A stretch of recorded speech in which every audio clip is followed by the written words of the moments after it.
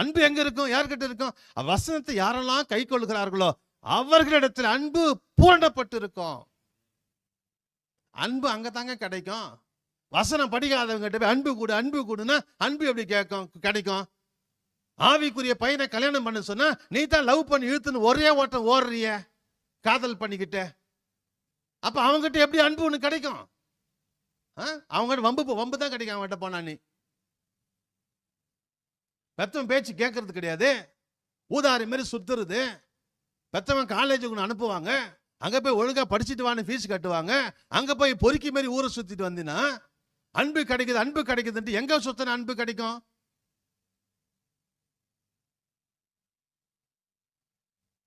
கடைசியா வம்புதான் வந்த மாட்டோம்.